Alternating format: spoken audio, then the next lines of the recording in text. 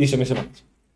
En esta clase vamos a seguir viendo la vida en el Espíritu, la cual hemos visto que empieza con esa obra soberana del Espíritu Santo, en que Él nos hace nuevas criaturas. Vimos paralelos en el Antiguo Testamento con el Espíritu en la obra de la creación, en la recreación, y también la obra del Espíritu en dar vida a polvo seco, a huesos secos. Y eso es paralelo a lo que Él hace en el creyente en el Nuevo Testamento, como vimos en Juan 3 y también otros textos.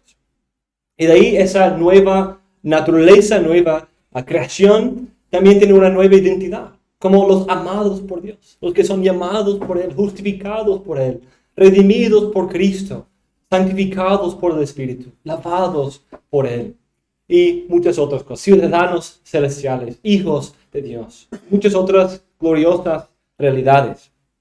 Y vamos a ahora ir construyendo sobre ese fundamento. Y vamos a ver algunas características de la vida en el Espíritu. El inicio, el primer paso de la piedad necesaria para el pastor es una conversión genuina, para todo creyente.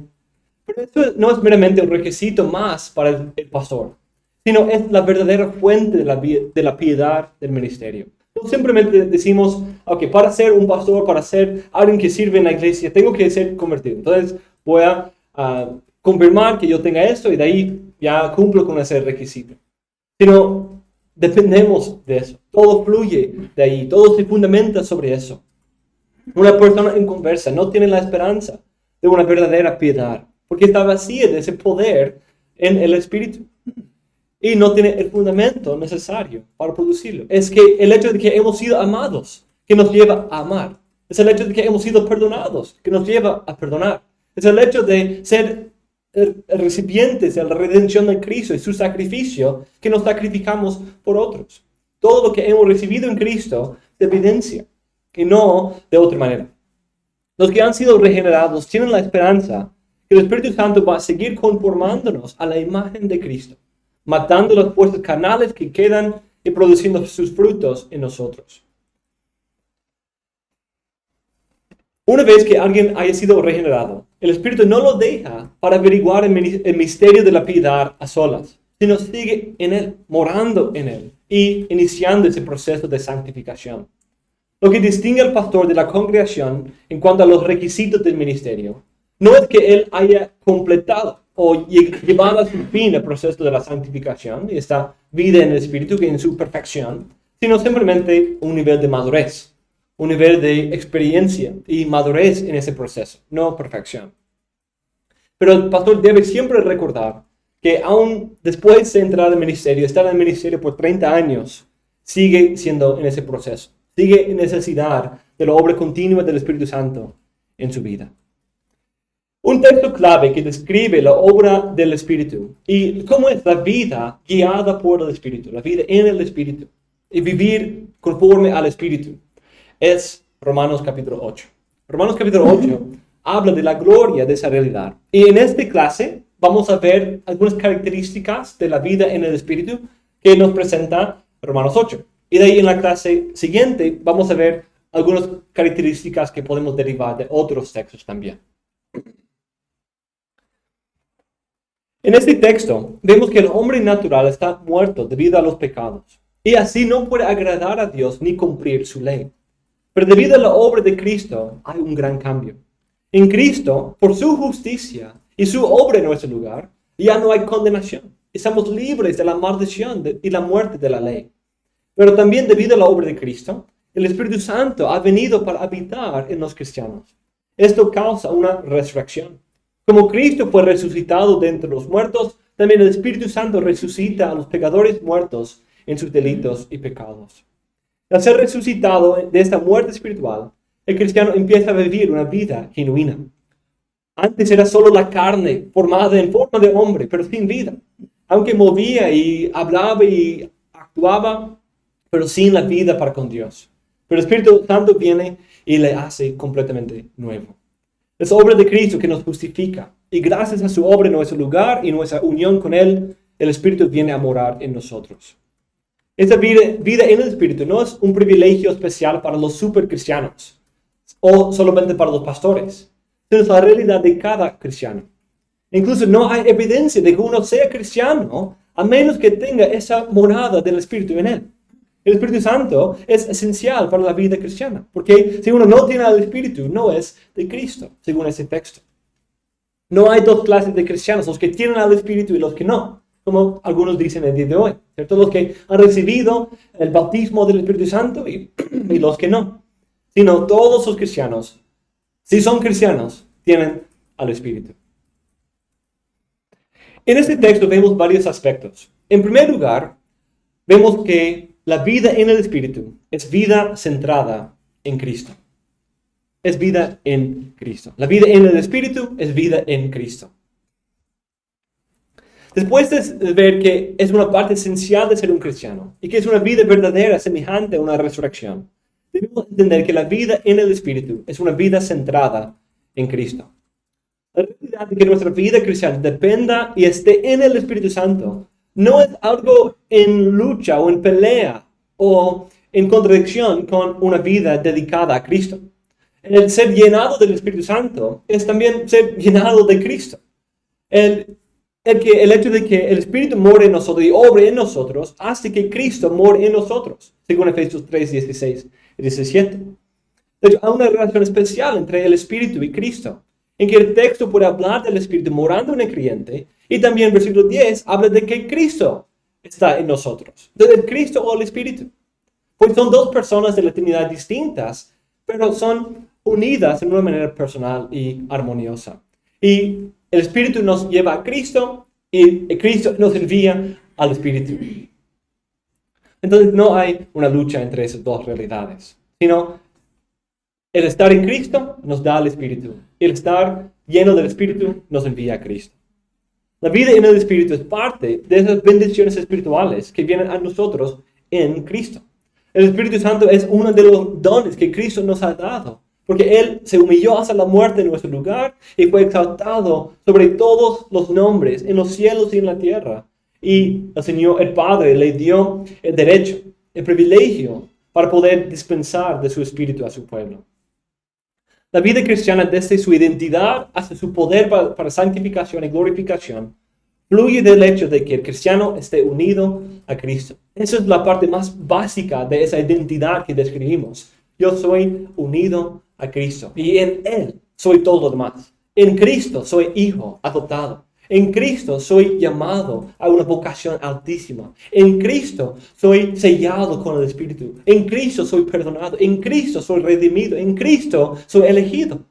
En Cristo soy predestinado. En Cristo soy amado. En Cristo soy todo lo que soy. Esa unión tomó lugar, en primer lugar, en la elección pasada, cuando fuimos dados a Cristo en el pacto de la redención como su pueblo especial. Esa unión seguía en su vida encarnada cuando Él vivió nuestra vida y murió nuestra muerte. Pero también sigue hasta el día de hoy, cuando por medio del Espíritu Santo y la fe somos vitalmente y personalmente unidos a Cristo. La vida cristiana y todo lo que conlleva, todas sus bendiciones espirituales, incluyendo al propio Espíritu Santo, viene de estar unidos a Cristo. Es la obra de Cristo que asegura todos los beneficios para nosotros. La vida en el Espíritu fluye de nuestra unión con Cristo y todo lo que ahora hemos recibido y somos en Él. No hay vida en el Espíritu fuera de unión personal con Cristo. La vida en el Espíritu también se centra en Cristo, porque es la obra de Cristo que la fundamenta. Romanos 8 empieza de esa manera. ¿Cuáles son las primeras palabras gloriosísimas de Romanos 8? Por consiguiente, no hay ahora condenación para los que están en Cristo Jesús, los que no andan conforme a la carne, sino conforme al Espíritu. Esta es la gloriosa declaración. En Cristo somos libres de la condenación de la ley. En Cristo somos perdonados. Antes de hablar de la obra del Espíritu Santo en nosotros específicamente, ese andar en el Espíritu, es el fruto de que en Cristo hemos sido reconciliados con Dios. Nuestros pecados perdonados y la ley cumplida por nosotros. Fue el hecho de que Dios envió a su Hijo en nuestro lugar para hacer lo que la ley no pudo hacer, el justificar a un pecador y cambiar nuestros corazones, que es el fundamento de la vida cristiana. El texto sigue diciendo, Porque la ley del Espíritu de vida en Cristo Jesús te ha libertado de la ley del pecado y de la muerte. Pues lo que la ley no pudo hacer, ya que era débil por causa de la carne, Dios lo hizo, enviando a su propio Hijo en semejanza de carne, de pecado. Y como ofrenda por el pecado, condenó al pecado en la carne. Porque para que el requisito de la ley se cumpliera en nosotros, que no andemos conforme a la carne, sino conforme al Espíritu. Versículo 1 a 4. Entonces, lo que vemos aquí es que Cristo hace lo que la ley no pudo hacer en sí. La ley expone el pecado, pero la ley no puede justificar al pecador. Solo condena. Cuando encuentra pecado, le condena. Y la ley no puede darle poder para su cumplimiento. Demuestra lo que uno debe hacer, pero no le da el corazón para poder cumplirlo. Pero en Cristo, esas dos cosas son cambiadas.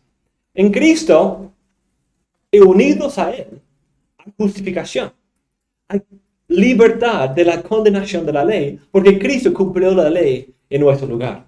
Él satisfizo las demandas justas de la ley y pagó nuestras deudas para que el pecado sea condenado, para que el pecado sea quitado y perdonado en nosotros. Y Él ahora envía su Espíritu para que vivamos conforme a la ley, que tengamos el poder para cumplir la ley en Él.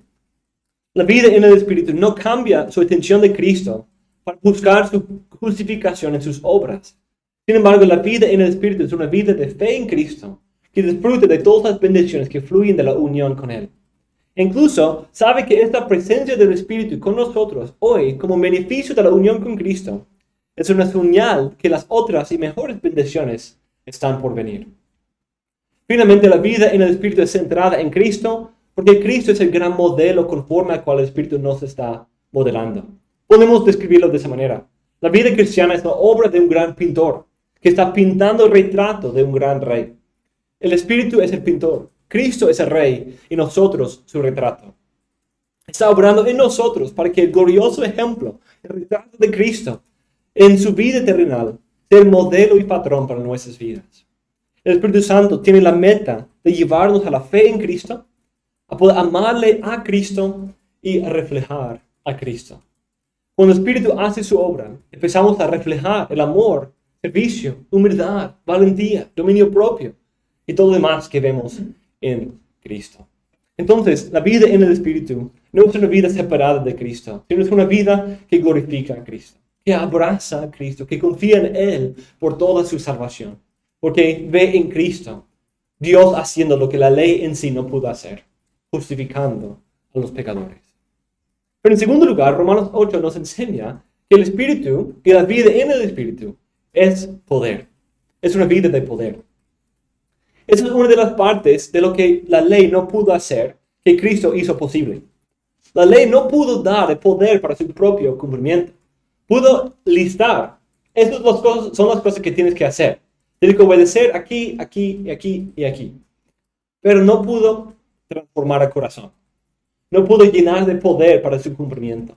Sino tratando con pecadores, sino simplemente expone las muchas maneras en que esos pecadores no han cumplido esas leyes.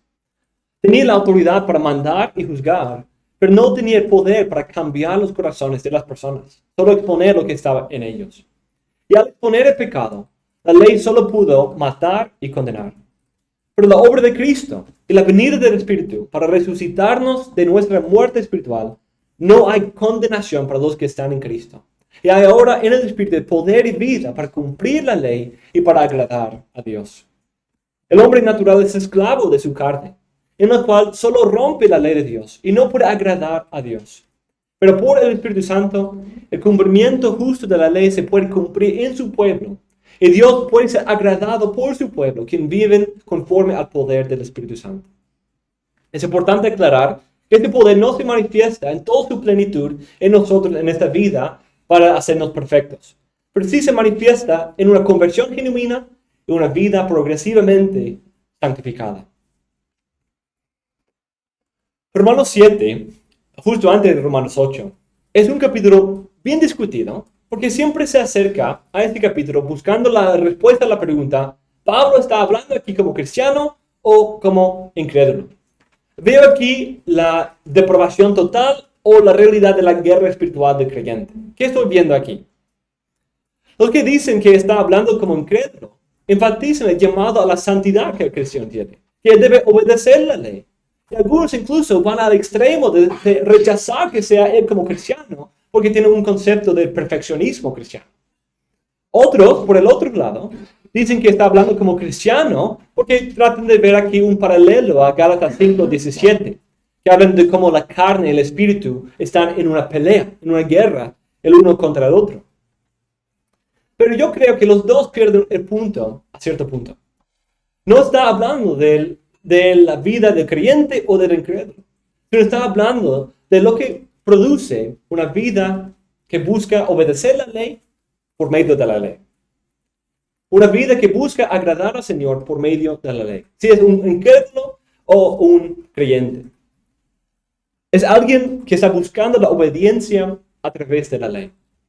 Para esa clase de persona que solo mira la ley, solo llega a frustración, porque la ley solo puede explicar lo que Dios espera de él, pero expone su incapacidad para cumplirlo. Por eso Pablo se desespera de sí mismo y clama por la redención y salvación que solo vienen a través de Cristo. Él ve esa guerra constante que cada vez que él ve la ley que quiere cumplir, ¿qué sucede? La ley de su carne viene y dice, una nueva manera para pecar, una nueva ley que desobedecer. Y hay esa pelea, porque la ley expone el pecado. Dice lo que debemos hacer, pero debido a que somos pecadores, manifiesta como no podemos obedecer. Pero, en ese contexto, vemos la gloria de la obra de Cristo y el espíritu de Romanos 8. En Romanos 7, la ley solo condena conforme a sus justas demandas. Pero los que son unidos a Cristo encuentran la remoción de la condenación, porque Cristo pagó las justas demandas de la ley en nuestro lugar.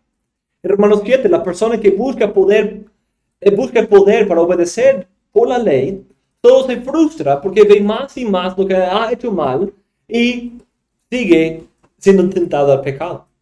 Pero en Romanos 8, el Espíritu enviado a través de Cristo viene y renueva al hombre natural que no puede cumplir la ley y obra en esa nueva criatura, para que la ley sea progresivamente cumplida por el creyente mientras vaya mortificando el pecado, vivificando la justicia y conformándolo a la imagen de Cristo. ¿Quién es el ejemplo de la ley? Es la ley encarnada. En ese sentido, Pablo puede decir, pero si sois guiados por el Espíritu, no estáis bajo la ley, según Gálatas 5:18. Eso no significa que estamos en el Espíritu, pequemos. No significa que no usemos la ley como una regla de vida, sino en el Espíritu, la ley ya no nos condena, porque tenemos la liberación y la justificación de Cristo. Y ahora el Espíritu trae el poder para producir fruto contra los cuales no hay ley. Romanos 8:11 también afirma esa idea por conectar el rol del Espíritu Santo en la resurrección de Cristo con su rol en resucitar nuestros cuerpos mortales. Dice en versículos 5 y adelante, porque los que viven conforme a la carne ponen la mente en las cosas de la carne, pero los que viven conforme al Espíritu en las cosas del Espíritu. Porque la mente puesta en la carne es muerte, pero la mente puesta en el Espíritu es vida y paz. Ya que la mente puesta en la carne es enemiga de Dios, porque no se sujeta a la ley de Dios, pues ni siquiera puede hacerlo. Y los que están en la carne no pueden agradar a Dios. Entonces vemos aquí cómo es el nacimiento del Espíritu que hace posible una vida que agrada al Señor, una vida que se sujeta a la ley de Dios. No para justificación, sino porque ahora tiene vida. Ahora es una nueva criatura. Ahora tiene la justificación de Cristo, que es unido a Cristo y siendo conformado a su imagen por el poder del Espíritu. Y sigue diciendo, sin embargo, vosotros no estáis en la carne, sino en el Espíritu. Si en verdad el Espíritu de Dios habita en vosotros. Pero si alguno no tiene el Espíritu de Cristo, tal no es de él. No está unido a él. Y si Cristo está en vosotros, aunque el cuerpo esté muerto a causa del pecado, sin embargo el Espíritu está vivo a causa de la justicia. Pero si el Espíritu de aquel que resucitó a Jesús de entre los muertos habita en vosotros, Él mismo que resucitó a Cristo Jesús de entre los muertos, también dará vida a vuestros cuerpos mortales por medio de su Espíritu que habita en vosotros. ¡Qué glorioso! La ley que antes nos dejaba completamente muertos, que nos dejaba ahí muertos al lado del camino, completamente desesperados de nosotros mismos, condenados, muertos. Pero ahora en Cristo ya no hay condenación y ahora el Espíritu Santo ahora puede dar nueva vida, puede dar poder, para que ya no nos entreguemos nuestros miembros, los miembros de nuestro cuerpo, para la injusticia, para ser los siervos del pecado, sino ahora los entregamos al Señor como un sacrificio agradable a través del Espíritu Santo. Él tiene poder para resucitar miembros que antes se dedicaban al pecado y darles vida para ahora glorificar al Señor, para la justicia. La piedad del cristiano y del pastor fluye de este poder del Espíritu. Y eso nos da gran esperanza, ¿cierto?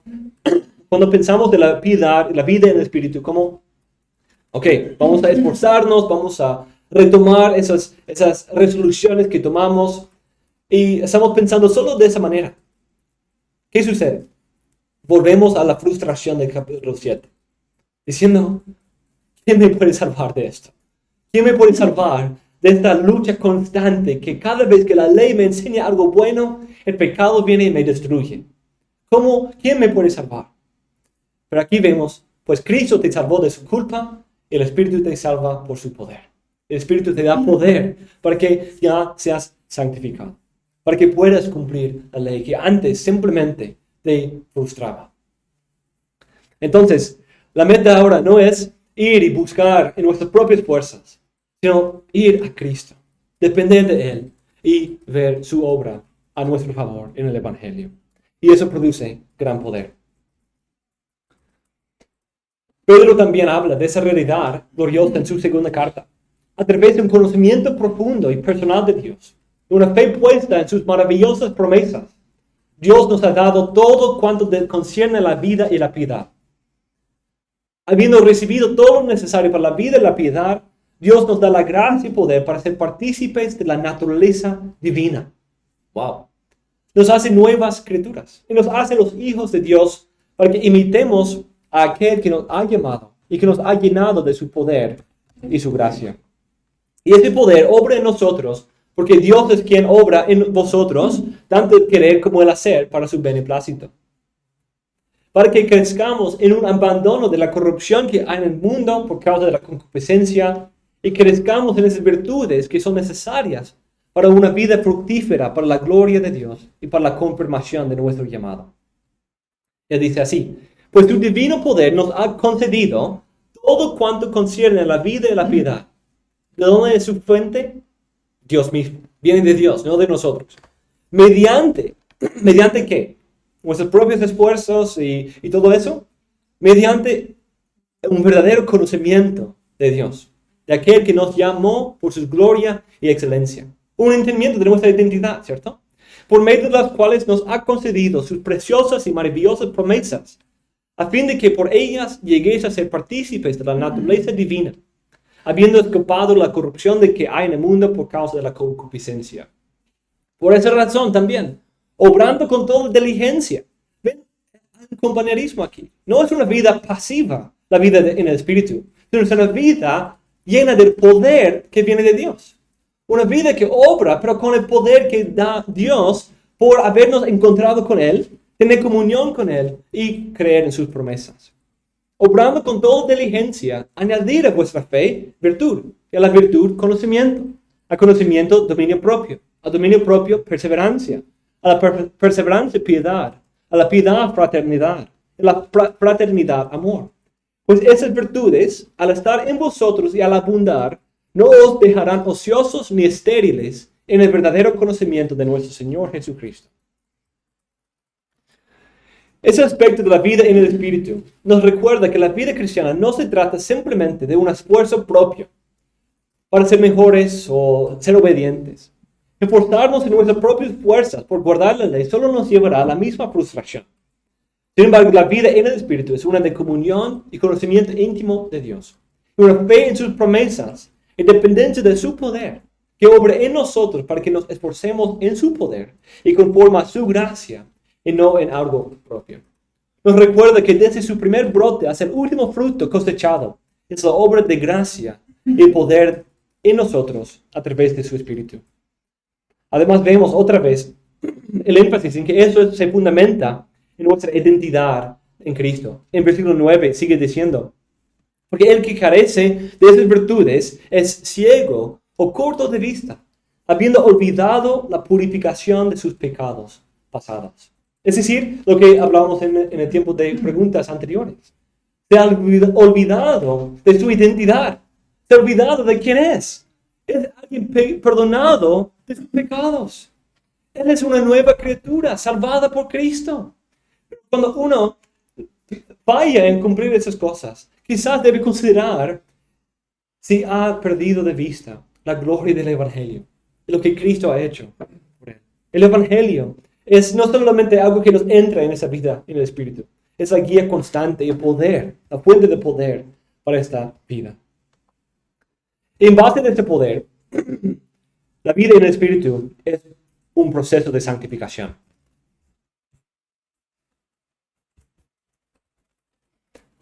Dice en Romanos 8, 12 a 14. Así que, hermanos, somos deudores, no a la carne, para vivir conforme a la carne. Porque si vivís conforme a la carne, habéis de morir. Pero si por el Espíritu hacéis morir las obras de la carne, viviréis. Porque todos los que son guiados por el Espíritu de Dios, los tales son hijos de Dios. Esa es una santificación en esta vida incompleta. Es decir, no llega a la glorificación hasta la glorificación. La glorificación es superior a la santificación en su grado y medida, no en su naturaleza. Es el mismo poder del Espíritu Santo, activo ahora en nosotros para santificación, que luego se perfeccionará en la resurrección y la glorificación. Eso nos da esperanza. Somos ya partícipes de las primicias de lo que un día seremos, porque ya tenemos el fundamento. El fundamento es ser unidos a Cristo. Y eso se va manifestando. La vida del Espíritu en nosotros incluye dos partes. Por un lado, produce una guerra. Antes de ser unidos a Cristo, estamos muertos en la carne y el pecado. Un rumbo a una muerte final y eterna. Pero cuando el Espíritu nos regenera, también empieza el proceso de luchar contra y mortificar las obras de la carne. Como en Gálatas 5 dice. Digo pues, andad por el Espíritu y no cumpliréis el deseo de la carne. Porque el deseo de la carne es contra el Espíritu, y el del Espíritu es contra la carne. Pues estos se oponen el uno al otro. De manera que no podéis hacer lo que deseáis. Pero si sois guiados por el Espíritu, no estáis bajo la ley. El texto de Romanos habla de esa guerra por recordarnos que ahora no debemos servir la carne y presentar nuestros miembros para la injusticia como antes. Debemos mortificar el pecado remanente en nuestros miembros y vivificar nuestros miembros para la justicia y servicio al Dios guiado por el Espíritu. El puritano Thomas Watson describe esa realidad de esa manera.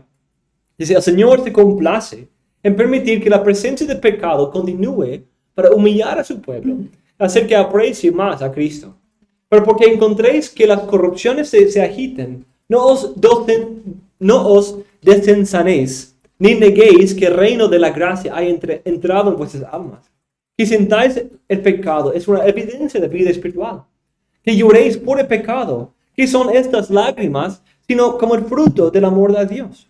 Que tengáis un combate con el pecado, argumenta antipatía contra él. Aquellos pecados que una vez llevaste como una corona sobre tu cabeza, como grilletes en la pierna. ¿No es todo esto del Espíritu de gracia en ti? El pecado está en ti como el veneno en el cuerpo, del cual estás enfermo, y usas todos los antídotos de las Escrituras para expulsarlo. Por otro lado, la vida del Espíritu produce un proceso positivo de crecimiento en nuestra semejanza a Cristo. Produce una guerra contra el pecado remanente y un positivo crecimiento en semejanza a Cristo. Como dice 2 Corintios 3. Pero nosotros todos con el rostro descubierto, contemplando como en un espejo la gloria del Señor, estamos siendo transformados en la misma imagen, de gloria en gloria, como por el Señor, el Espíritu. Entonces, otra vez, volvemos a ese contraste entre Romanos 7 y Romanos 8. ¿Dónde encuentra el creyente la verdadera transformación? En Cristo, no en simplemente repetirse continuamente los mandatos de la ley, sino en Cristo no ve una desobediencia a la ley o una permisión, un permiso para desobedecer la ley, sino en Cristo ve la gloria del Señor desplegada, ve la ley cumplida de verdad, ve el amor de Dios exhibido. Y al ver esa gloria, el Espíritu Santo viene y lo transforma en la misma imagen de esa gloria. La bendición de recibir al Espíritu Santo es solo una en una lista larga que tuvo su inicio en el propósito de Dios antes de la eternidad. Pero este plan fue que nosotros seamos conformados a la imagen de Cristo, según Romanos 8, 29. Por lo tanto, la vida del Espíritu, que es un proceso de santificación, consiste en esas dos partes: mortificar la carne que queda y el proceso de dar vida a todo nuestro ser. El texto lo describe de esa manera. Así que, hermanos, somos deudores no a la carne, para vivir conforme a la carne. Porque si vivís conforme a la carne, habréis de morir. Pero si por el Espíritu hacéis morir las obras de la carne, viviréis. El Espíritu no en nosotros, el Espíritu quien es en nosotros, es el Espíritu de resurrección, que da vida a nosotros para justicia y da muerte a la carne. Estos dos lados de la santificación llamamos la mortificación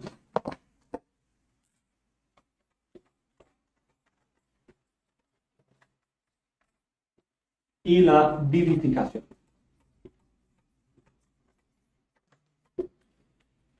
Es el Espíritu quien mortifica y da muerte al pecado, y es el mismo quien resucitó a Cristo, también resucita la justicia, vivifica la justicia en nosotros. La vida cristiana consiste principalmente en esto: es de ser menos y menos conformados al mundo y más transformados conforme a la voluntad de Dios. Antes de cualquier servicio particular, el de pastor o del servicio o cualquier otro rol que tengamos, la vida cristiana empieza como esa autopresentación de nuestros miembros delante del Señor. Como Romanos 6 nos manda que el pecado no domine en nuestros cuerpos, sino que presentemos nuestros cuerpos, nuestros miembros delante del Señor para justicia. La Biblia describe esta realidad como el huir y el ponerse, el revestirse y el quitarse. Esas son las mismas ideas aquí. La mortificación, el quitarse. La vivificación, el revestirse, el ponerse, el ceñirse. A veces usan, o el huir las pasiones juveniles y seguir la justicia, la fe, el amor y la paz. En 2 Timoteo 2. Hay esas dos ideas y vemos esas dos ideas mucho. Pero el poder es uno. El poder es el Espíritu. Aquí tengo varios textos donde pueden ver ese lenguaje. 2 Timoteo 2, 19 a 22. Efesios 4, 22 a 24. Que voy a leer porque noten el lenguaje de la nueva creación aquí. Que en cuanto a vuestra anterior manera de vivir, os despojéis del viejo hombre, que se corrompe según los deseos engañosos, y que seáis renovados en el espíritu de vuestra mente, y os vistáis de nuevo hombre, el cual en la semejanza de Dios ha sido creado en la justicia y santidad de la verdad. Esa obra del Espíritu hace una nueva creación, para que seamos renovados, revestidos del hombre interior que es conforme a la imagen de nuestro Dios, como la primera creación, y despojado o desvestido del viejo hombre. Colosenses 3, 8 a 17. 1 de Pedro 1, 13 a 17. 1 de Pedro 2, 1 a 3. Un texto corto. Dice, por tanto, desechando toda malicia, todo engaño, hipocresía, envidias y toda difamación, desead como niños recién nacidos la leche pura de la palabra, para que por ella crezcáis para salvación, si es que habéis probado la benignidad del Señor. Y Gálatas 5, 19 a 25 contrasta las obras de la carne y los frutos del Espíritu. En todos estos pasajes encontramos un contraste entre la vida y el fruto de la carne, la que antes nos caracterizaba y sigue luchando por manifestarse, y la vida del Espíritu, la que nos caracteriza cada vez más ahora en Cristo. Estos textos usan las ideas de santificación, desechando las inmundicias, nueva creación y guerra espiritual para describir esa realidad de la vida en el Espíritu. El Espíritu es el quien hace la obra de la nueva creación, es el quien nos da la batalla y nos da la victoria, es el que nos santifica para que seamos del Señor. La vida en el Espíritu no solamente nos da el poder y comunión, pero ese poder y esa cercanía con Dios produce fruto de transformación y renovación. Nos libra de las cosas de la carne, produce fruto de la obra del Espíritu Santo en nosotros. Antes odiábamos y ahora amamos. Antes mentíamos y ahora decimos la verdad con gracia. Antes éramos orgullosos, ahora humildes. Antes contenciosos, ahora mansos y tiernos. Antes airados, ahora pacientes. Antes malévolos, ahora benignos y bondadosos. Antes ladrones, ahora generosos. Antes codiciábamos, ahora estamos contentos y damos gracias. Antes lujuriosos y llenos de deseos carnales. Ahora tenemos los ojos fijados en Cristo. Antes no teníamos dominio propio, ahora sí. Antes servimos a nuestros ídolos, a nosotros mismos. Ahora nos negamos a nosotros mismos y servimos al Dios vivo. Aunque no se ha finalizado en esa vida, la obra de la santificación impacta todas las áreas de nuestra vida. Y eso fue la oración de Pablo. Y que el mismo Dios de paz os santifique por completo. Y que todo vuestro ser, espíritu, alma y cuerpo, sea preservado irreprensible para la venida de nuestro Señor Jesucristo. Fiel es el que os llama, el cual también lo hará. Termina con esa esperanza. Que el Espíritu Santo hace esa obra de santificación en nosotros y la lleva a su consumación.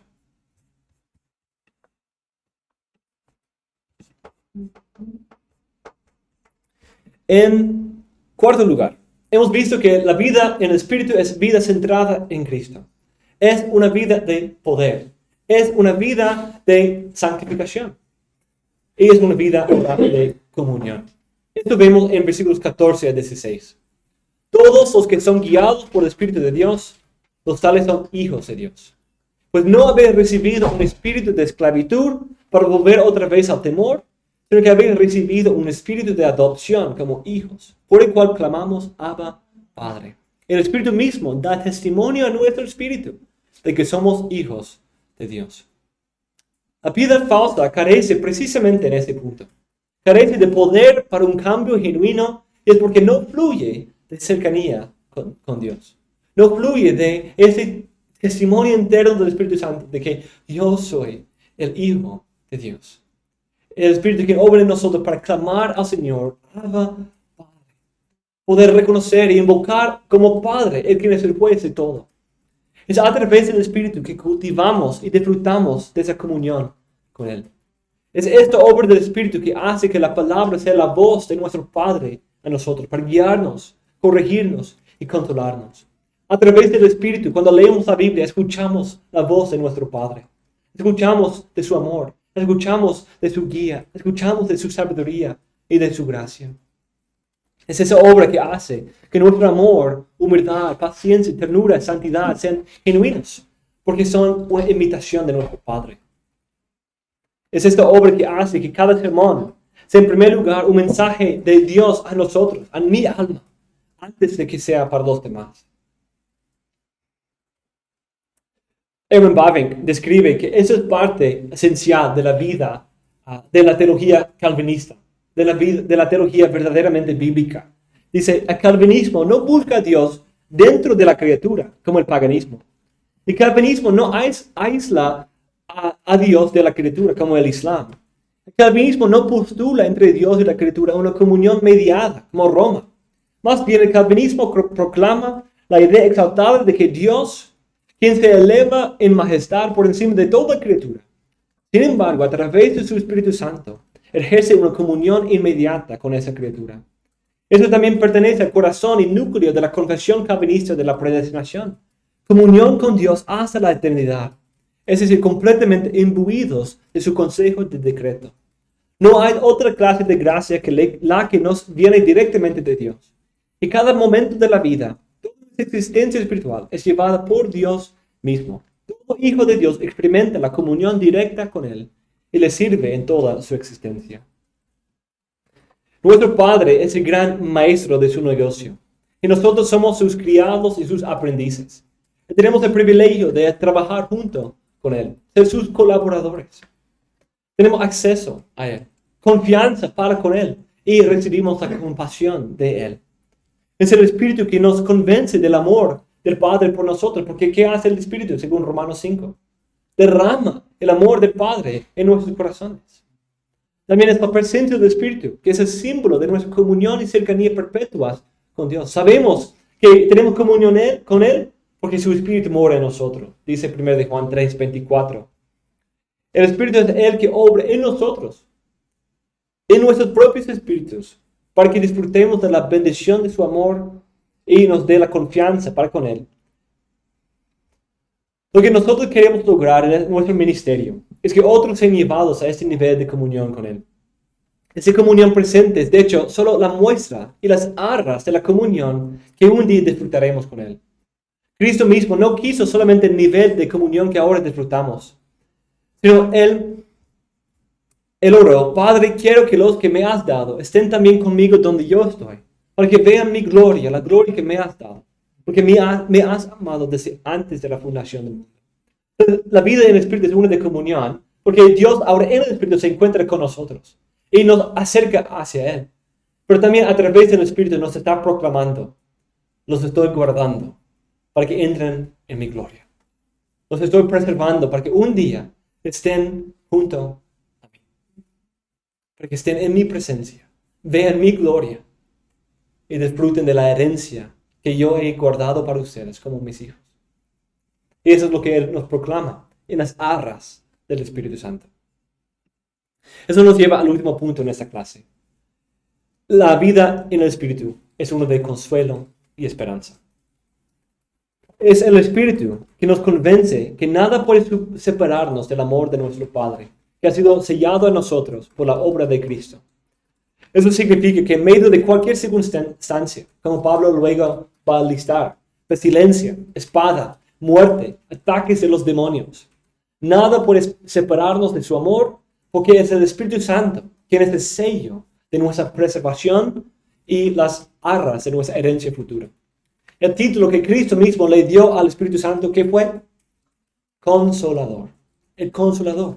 Porque él sabía que su pueblo iba a enfrentar aflicciones y necesitaban un Consolador. El Espíritu viene a nosotros en medio de nuestras aflicciones. Nos acompaña en medio de ese tiempo en que muchas veces nos unimos a la creación en gemir por la venida de la herencia prometida a nosotros en Cristo. De hecho, esto incluso se manifiesta en nuestras oraciones, según el texto. El Espíritu Santo nos ayuda en medio de nuestras debilidades, gemidos y aflicciones, para poder tomar nuestros clamores y presentárselos al Padre, para que nos dé socorro y auxilio en el día de la aflicción. Como dice nuestro texto.